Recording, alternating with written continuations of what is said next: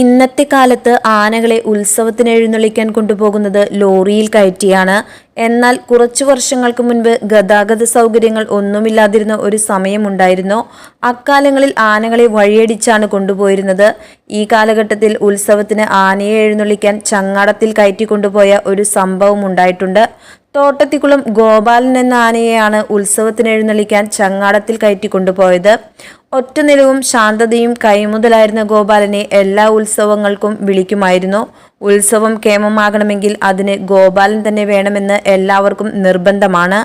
അങ്ങനെയിരിക്കെയാണ് തട്ടേക്കാട് മഹാദേവ ക്ഷേത്രത്തിൽ ഉത്സവം വന്നെത്തുന്നത്. ഉത്സവം കൊഴിപ്പിക്കാൻ ആനയെ കൊണ്ടുവരുന്നതിനു വേണ്ടി ക്ഷേത്ര കമ്മിറ്റിക്കാർ തലപുകഞ്ഞാലോചിച്ചിരിക്കുന്ന സമയത്താണ് ഗോപാലിനെ കുറിച്ച് കേൾക്കുന്നത്. കമ്മിറ്റിക്കാർ ഉടമസ്ഥന്റെ അടുത്തെത്തി ഗോപാലിനെ ഉത്സവത്തിന് എഴുന്നള്ളിക്കാനുള്ള ആവശ്യം ഉന്നയിച്ചു. പക്ഷേ ആനയെ എങ്ങനെ ക്ഷേത്രത്തിലെത്തിക്കും?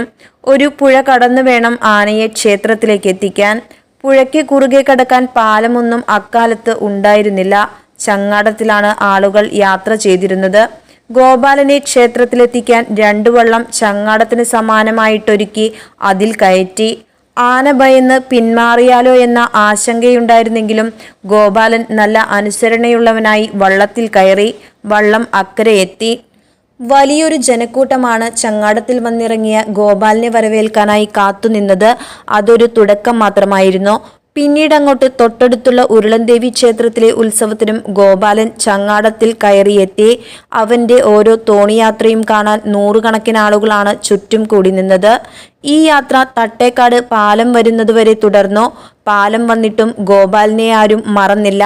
പിന്നീട് അങ്ങോട്ടും തട്ടേക്കാട് മഹാദേവി ക്ഷേത്രത്തിലും ഉരുളൻദേവി ക്ഷേത്രത്തിലും ഉത്സവത്തിനായി ഗോപാലൻ എത്തിയിരുന്നു. കോതമംഗലത്തുള്ള ഒരു വ്യവസായ പ്രമുഖന്റെ ഉടമസ്ഥതയിലുള്ള കൊമ്പനായിരുന്നു ഗോപാലൻ. പിന്നീട് പല കൈമാറ്റങ്ങളിലൂടെ വായ്പൂരിലെത്തി. വായ്പൂരെത്തി 2 മാസം കഴിയുമ്പോഴേക്കും ഗോപാലൻ ആന ചെരിഞ്ഞു. ആന കേരളത്തിൽ നിന്നും വിട പറഞ്ഞ വായ്പൂർ രാജഗോപാലന്റെ ഓർമ്മകൾക്ക് മുന്നിൽ പ്രണാമം അർപ്പിക്കുന്നു.